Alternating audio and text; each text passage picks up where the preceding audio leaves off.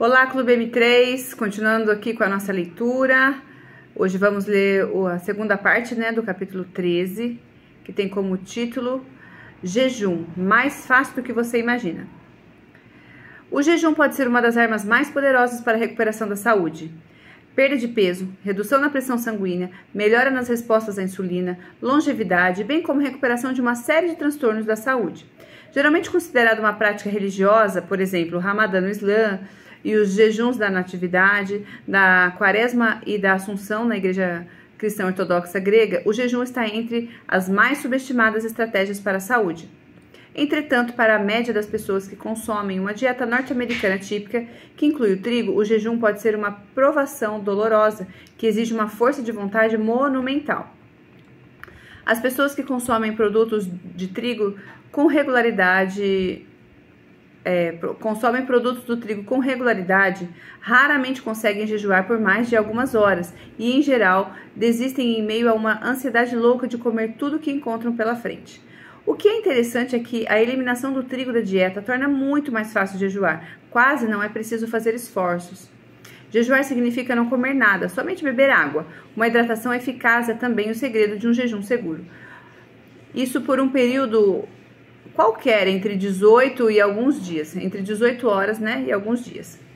Pessoas que não consomem trigo são capazes de jejuar por 18, 24, 36, 72 horas ou mais, com pouco ou nenhum desconforto. Está claro que a capacidade para jejuar imita a situação natural de um caçador-coletor, que deve passar dias ou meses, ou mesmo semanas sem se alimentar, quando a caça não é bem sucedida, ou quando surge algum outro obstáculo natural à disponibilidade de alimentos.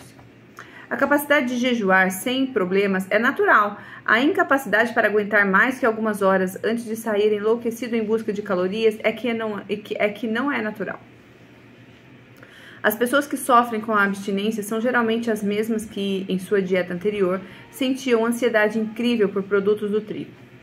São aquelas que, por hábito, consomem pretzels, bolachas e pães todos os dias, em consequência do poderoso impulso acionado pelo trigo. Essa vontade de comer repete-se em ciclos de aproximadamente 2 horas, como reflexo das flutuações dos níveis de glicose e insulina resultantes do consumo de produtos do trigo. Deixar de fazer um lanche ou pular uma refeição causa perturbações a essas pessoas, como tremores, nervosismo, dor de cabeça, fadiga, fome intensa, sintomas que podem persistir enquanto durar o período de abstinência. Qual a causa dos sintomas de abstinência do trigo? É provável que anos de elevado consumo de carboidratos façam com que o metabolismo confie num fornecimento constante de açúcar de rápida absorção, como os contidos no trigo. A remoção dessas fontes de açúcar força o corpo a se adaptar à mobilização e queima de ácidos graxos no lugar de açúcares mais acessíveis, um processo que exige alguns dias para se instalar. Entretanto, esse passo é necessário para passar de uma situação de armazenamento de gordura para outra de mobilização de gorduras, que reduzirá a gordura visceral da barriga de trigo. A abstinência de trigo tem os mesmos efeitos fisiológicos que as dietas de restrição de carboidratos. Os adeptos da dieta de Atkins chamam esse sintoma de gripe da indução, ou seja, a sensação de cansaço e dor que se desenvolve com a fase de indução sem carboidrato do programa. Soma-se ao efeito da abstinência também a privação do cérebro das endorfinas derivadas do glúten do trigo, fenômeno que provavelmente é responsável pela ansiedade por trigo e pela disforia. Há 2 maneiras de amenizar esse golpe. Uma consiste em reduzir o trigo aos poucos durante uma semana, o que funciona somente para algumas pessoas. Tome cuidado, porém. Há quem seja tão dependente do trigo que considere arrasador até mesmo esse processo gradual por causa da instigação repetitiva dos fenômenos de dependência a cada mordida num bagel ou num pão. Para quem sofre de forte dependência em relação ao trigo, a retirada sumária pode ser a única forma de romper o ciclo.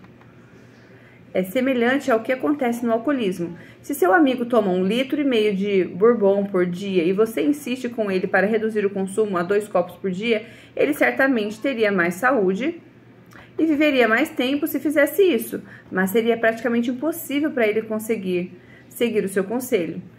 Quanto à segunda maneira, Se você acha que está entre aqueles que experimentarão sintomas de abstinência, é importante escolher a hora certa para fazer a transição para uma vida sem trigo.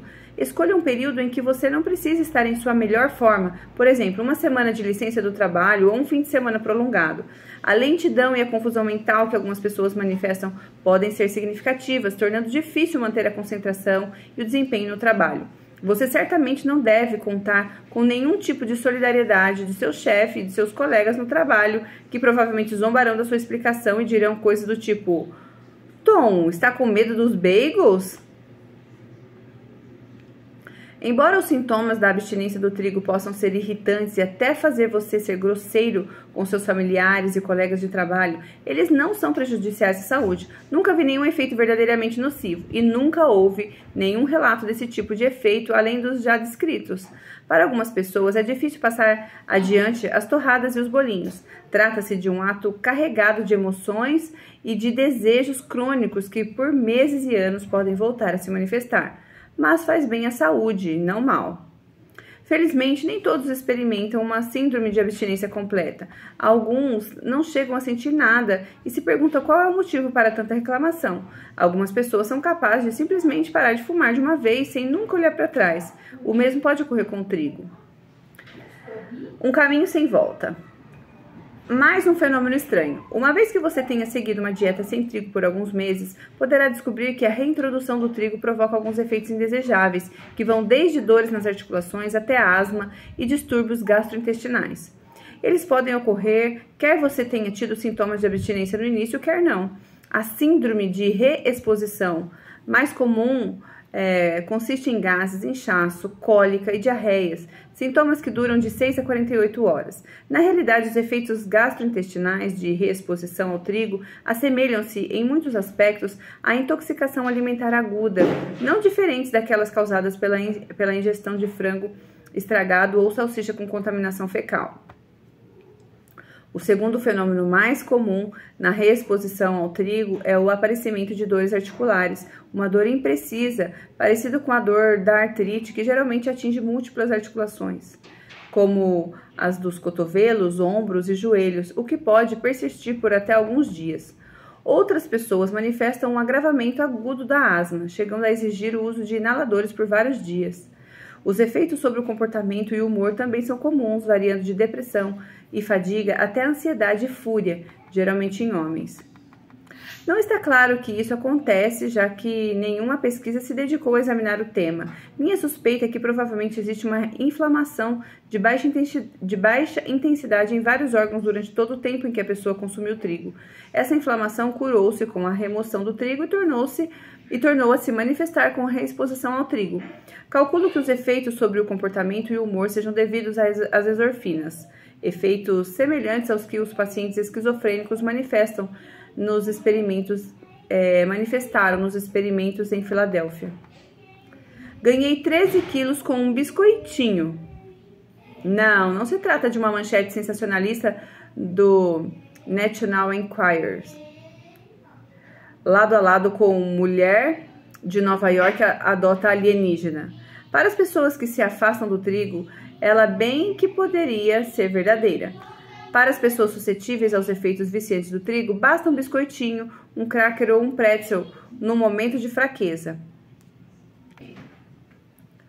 Uma brusqueta na festa do escritório ou um punhado de pretzels na happy hour abre as comportas que barravam o impulso. Basta começar e você não consegue mais parar. Mais biscoitos, mais crackers, seguido de cereal de trigo airado no café da manhã, sanduíches no almoço, mais crackers no lanche, macarrão e pães no jantar e por aí vai. Como qualquer dependente, você racionaliza seu comportamento. Não pode ser tão ruim assim. Esta receita é de uma revista sobre alimentação saudável. Ou então, hoje eu vou me permitir, mas amanhã eu paro com tudo isso. Antes que você se dê conta, recupera todo o peso que perdeu em questão de semanas. Vi pessoas readquirirem 13, 18, até mesmo 30 quilos antes que conseguissem dar um basta. Infelizmente, as pessoas que mais sofrem com a abstinência do trigo, assim que ele é removido da dieta, são as que estão mais propensas a esse efeito. O consumo irrestrito pode ser consequência até mesmo do menor e mais inofensivo deslize. Quem não é propenso a esse efeito pode duvidar, mas eu já o presenciei em centenas de pacientes. Quem é suscetível a esses efeitos sabe muito bem o que ele significa. A menos que se tomem drogas bloqueadoras de opiáceos, como a naltrexona, não há maneira fácil e saudável de contornar essa etapa desagradável, mas necessária. Os propensos a esse fenômeno precisam simplesmente manter-se vigilantes e não deixar que o diabinho do trigo, empoleirado em seu ombro, sussurre: "Vamos, é só um biscoitinho." Qual é a melhor forma para evitar os efeitos da reexposição? Uma vez que já tenha eliminado o trigo da dieta, evite-o. E quanto aos outros carboidratos? Depois que o trigo foi eliminado da sua dieta, o que sobra? Remova o trigo, você terá removido a fonte mais flagrante de problemas na alimentação de pessoas que seguem dietas que, sob outros aspectos, são saudáveis. O trigo é realmente o pior dos piores entre os carboidratos, mas outros carboidratos também podem ser fonte de problemas, ainda que em menor escala, quando comparados ao trigo. Creio que todos nós sobrevivemos a um período de 40 anos de consumo excessivo de carboidratos, deleitando-nos com todos os novos produtos alimentícios industrializados que chegaram às prateleiras dos supermercados a partir da década de 70, nos entregamos ao prazer de alimentos ricos em carboidratos no café da manhã, no almoço, no jantar e no lanche. Em consequência disso, durante décadas, fomos expostos a fortes flutuações dos níveis de glicose no sangue e a glicação, há uma resistência cada vez maior à insulina, ao aumento da gordura visceral e à resposta inflamatórias, tudo isso cansando e depauperando nosso pâncreas, que não consegue mais atender a demanda da produção de insulina. Ataques ininterruptos de carboidratos a uma função pancreática fragilizada levam-nos pelo caminho do pré-diabetes e diabetes, da hipertensão, das anormalidades lipídicas, nível baixo de HDL e elevado de triglicerídeos e muitas partículas pequenas de LDL, também da artrite, das doenças cardíacas, do derrame cerebral e de todas as outras consequências do consumo excessivo de carboidratos. Por esse motivo, creio que além da eliminação do trigo, uma redução geral da ingestão de carboidratos também é benéfica. Ela ajuda ainda mais a desemaranhar todos os fenômenos decorrentes da nossa fraqueza por carboidratos, cultivada por todos esses anos. Se você deseja reverter os efeitos da estimulação do apetite, desvirtuamento da insulina e criação de partículas pequenas de LDL provocados pelo consumo de outros alimentos, ou se uma perda substancial de peso está entre os seus objetivos de saúde, você deveria considerar reduzir ou eliminar os seguintes alimentos além do trigo: amido e fubá de milho. Produtos feitos com farinha de milho, como tacos, tortilhas, salgadinhos de milho, pães de milho e cereais matinais, bem como caldos e molhos engrossados com amido de milho, são essenciais. Lanches, batatas chips, bolinhos de arroz, pipocas. Esses alimentos, assim como os preparados com amido de milho, fazem a glicose no sangue alcançar níveis estratosféricos. Sobremesas, tortas, bolos, cupcakes, sorvetes, picolés e outras sobremesas doces, todas contêm açúcar em excesso. Arroz. Arroz branco ou vermelho, arroz silvestre. Porções pequenas são relativamente benignas, mas grandes porções, mais do que meia xícara, geram efeitos adversos sobre a taxa de glicose no sangue. Batatas.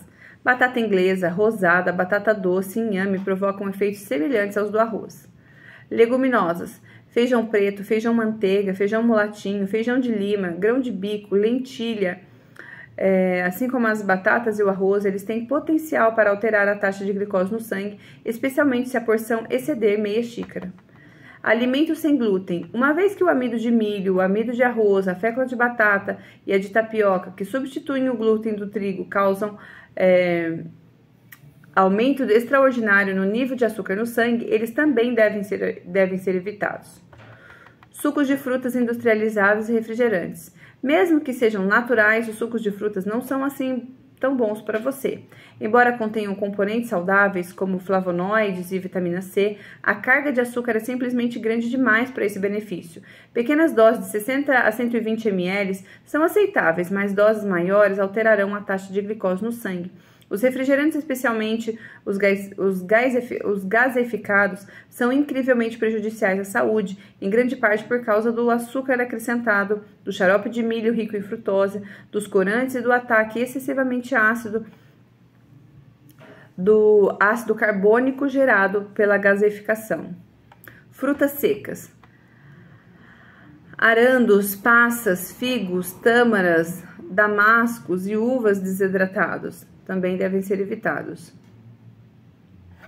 Outros cereais: cereais que não sejam trigo, como a quinoa, o sorgo, o trigo sarraceno, o painço e possivelmente a aveia, não geram exorfinas como o trigo, nem produz as consequências que ele produz sobre o sistema imunológico. Contudo, eles representam ataques substanciais de carboidratos, suficientes para elevar bastante as taxas de glicose no sangue. Creio que esses cereais são mais seguros que o trigo, mas para produzir um mínimo de impacto sobre a glicose no sangue é importante consumir pequenas porções, menos de meia xícara. Para suavizar os efeitos adversos do trigo, não há nenhuma necessidade de restringir o consumo de gorduras, mas algumas gorduras e alguns alimentos gordurosos realmente não deveriam fazer parte da dieta de ninguém. Entre eles estão as gorduras hidrogenadas, ou gorduras trans, presentes em alimentos industrializados. Os óleos de fritura, que contêm um excesso de subprodutos de oxidação e formação de AGEs, e carnes curadas como linguiça, bacon, salsicha, salame e assemelhados, que contém nitrito de sódio e AGEs. A boa notícia: então, o que você pode comer? Há alguns princípios básicos que podem lhe ser úteis em sua campanha sem trigo. Coma legumes e verduras. Isso você já sabia. Apesar de eu não ser fã do senso comum, neste ponto o senso comum está absolutamente certo. Os legumes e as verduras, em toda a sua assombrosa variedade, são os melhores alimentos sobre a face da terra. Ricos em fibra e nutrientes, como os flavonoides, eles deveriam formar o eixo da dieta de todo mundo.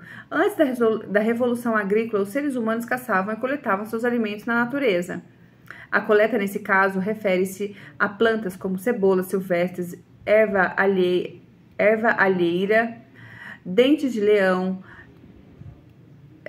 e inúmeras outras além de cogumelos. Qualquer um que diga que não gosta de vegetais, deixa evidente não ter experimentado todos eles. São as mesmas pessoas que acreditam que o mundo dos vegetais se restringe ao creme de milho e às vagens enlatadas. Você não pode não gostar daquilo que ainda não provou. A incrível variedade de sabores e texturas e a versatilidade dos vegetais dão a todo o mundo opções de escolha que inclui a berinjela fatiada e assada com azeite de oliva e carnudos cogumelos portobello, uma salada caprese feita de rodelas de tomate, mussarela, manjericão fresco, azeite de oliva e até o nabo branco japonês e gengibre em conserva acompanhando o peixe. Amplie sua variedade de vegetais, indo além dos seus hábitos costumeiros. Experimente cogumelos como shiitake e porcine. Enfeite os pratos preparados com aliáceas como escalônias, alhos porós, chalotas e cebolinhas. Os vegetais não deveriam ser utilizados apenas no jantar. Pense neles para qualquer hora do dia, incluindo o café da manhã. Coma também alguma fruta. Observe que eu não disse coma frutas e legumes. O motivo é que os dois não são a mesma coisa, ainda que essa frase esteja sempre na boca dos especialistas em dietética e de outras pessoas que repetem o pensamento convencional. Enquanto os legumes deveriam ser consumidos à vontade, as frutas só deveriam ser consumidas em quantidades limitadas.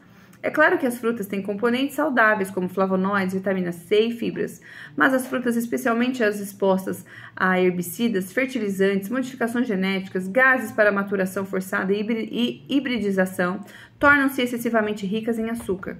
O acesso durante o ano inteiro a frutas com alto teor de açúcar pode causar uma hiperexposição a açúcares suficiente para ampliar tendências diabéticas.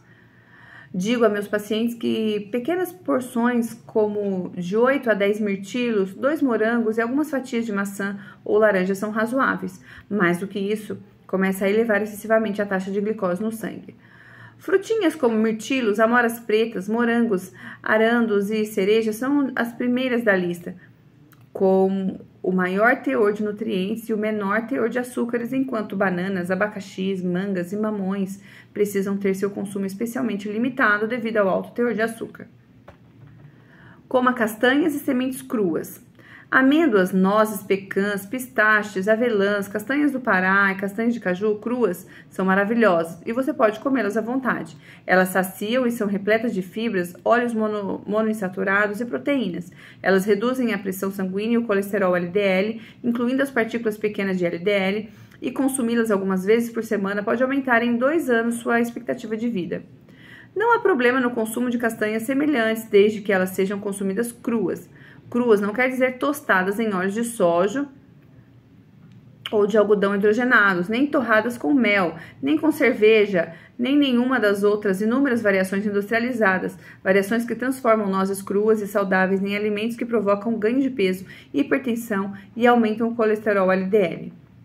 O que estou dizendo não é não mais que 14 unidades por refeição. Nem o conselho de um especialista em dietética temeroso de ingestão de gordura impressa em uma embalagem de 100 calorias. Assim como muitas pessoas não sabem que se pode comer ou mesmo comprar castanhas e sementes cruas. Elas estão amplamente disponíveis em mercados, no setor de mercadorias a granel, em atacadistas e em lojas de alimentos naturais. Os amendoins, é claro, não são castanhas, mas leguminosas. Eles não podem ser consumidos crus. Os amendoins deveriam ser cozidos em água ou torrados a seco, e do rótulo da embalagem não deveria constar ingredientes como óleo hidrogenado, nem soja, farinha de trigo, maltodextrina, amido de milho, sacarose, nada além de amendoins. Use óleos generosamente. Reduzir o consumo de óleo é totalmente desnecessário e está entre os equívocos nutricionais das dietas dos últimos 40 anos. Use generosamente óleos saudáveis, como o azeite de oliva extra virgem, o óleo de coco, o óleo de abacate e a manteiga de cacau. Evite os óleos poliinsaturados, como o óleo de girassol, de açafrão, de milho e outros óleos vegetais que ativam a oxidação e a inflamação. Procure reduzir a altura do fogo a um mínimo e cozinhe a baixas temperaturas. Nunca frite, pois a fritura de imersão é o extremo da oxidação, que, entre outras coisas, dispara a formação de AGS. Coma carnes e ovos. A fobia à gordura dos últimos 40 anos fez com que nos afastássemos de alimentos como ovos, carne de vaca e carne de porco por causa do teor de gordura saturada desses alimentos. Mas a gordura saturada nunca foi o problema. Os carboidratos em combinação com a gordura saturada fazem, porém, com que medições de partículas de LDL subam às alturas. O problema estava mais nos carboidratos do que na gordura saturada. Na realidade, novos estudos isentaram a gordura saturada do papel de fator Na realidade, os novos estudos isentaram a gordura saturada do papel de fator e risco para ataques cardíacos e derrames cerebrais. Há também a questão dos AGEs exógenos, que acompanham produtos de origem animal. Os AGEs são componentes prejudiciais à saúde presentes nas carnes que estão entre os componentes potencialmente prejudiciais dos produtos de origem animal, entre os quais não se inclui a gordura saturada. Reduzir a exposição a AGEs exógenos dos produtos de origem animal é uma questão de, sempre que possível, cozinhar a temperaturas mais baixas e por períodos mais curtos. Tente comprar carne de gado alimentado no pasto, que é mais rica em ácidos graxos, ômega 3 e tem menor probabilidade de estar repleta de antibióticos e hormônios de crescimento. E, de preferência, de animais criados em condições humanitárias e não em fazendas no estilo Ausschweitz, acho que é assim que se lê, Não frite suas carnes. Temperaturas elevadas oxidam os óleos e geram AGEs e evite completamente as carnes curadas. Você deveria também comer ovos. Não um ovo por semana ou alguma outra restrição que não tenha caráter fisiológico. Coma o que seu corpo lhe diz para comer, uma vez que os indicadores do apetite, desde que estejam livres dos estimulantes antinaturais, como a farinha de trigo, lhe dirão de que você precisa. Consuma laticínios. Aprecie os queijos, mais um alimento de uma diversidade fantástica. Lembre-se que a gordura não é o problema. Por isso, delicie-se com queijos gordurosos, como o suíço ou o cheddar, ou com queijos exóticos, como o Stilton, Aí aqui tem mais outros dois nomes aqui que eu não consigo ler. Do Chavignon e esse Stilton aqui. O Edam ou Comté, enfim, alguns nomes de queijos aqui, né? O queijo pode proporcionar um lanche maravilhoso ou o prato principal de uma refeição. Outros laticínios, como o queijo cottage, o iogurte, o leite e a manteiga, deveriam ser consumidos em quantidades limitadas, de não mais de 1 ou 2 porções por dia. Creio que os adultos deveriam restringir os laticínios, com exceção do queijo, devido ao efeito insulinotrópico das proteínas do leite, isto é, a tendência apresentada pelas proteínas do leite de aumentar a liberação de insulina pelo pâncreas. O processo de fermentação necessário na produção de queijo reduz o teor de aminoácidos responsáveis por esse efeito. Os laticínios também deveriam estar em sua forma menos processada. Por exemplo, também prefira o iogurte natural integral ao iogurte com açúcar adoçado com xarope de milho rico em frutose. A maioria das pessoas que têm intolerância à lactose conseguem consumir pelo menos algum queijo, desde que seja queijo verdadeiro, isto é, que tenha sido submetido a um processo de fermentação. É possível reconhecer o queijo verdadeiro pelas palavras cultura ou cultura viva na lista de ingredientes, indicando que um organismo vivo foi acrescentado para fermentar o leite. A fermentação reduz o teor de lactose no produto final, o queijo. Pessoas com intolerância à lactose também podem escolher laticínios que tenha sido acrescentada a enzima lactase ou ingerir enzima na forma de comprimido. Quanto aos produtos da soja, a carga emocional atrelada ao tema pode ser surpreendente. Creio que isso se deva basicamente à proliferação da soja, que, como o trigo, está presente em várias formas de alimentos industrializados, associada ao fato de que a soja foi alvo de muitas modificações genéticas. Como agora é praticamente impossível detectar os alimentos que contêm soja transgênica, aconselho os pacientes a consumir apenas pequenas quantidades de soja e, de preferência, na forma fermentada. Por exemplo, tofu, tempê, miso, natto, pois a fermentação degrada as lectinas e os fitatos presentes na soja, os quais têm potencial para provocar efeitos intestinais adversos. O leite de soja pode ser útil como substituto de leite de vaca para as pessoas que têm intolerância à lactose, mas, para mim, pelos motivos já mencionados, é melhor consumi-lo em quantidades limitadas. A mesma precaução aplica-se aos grãos integrais da soja e à soja em vagem.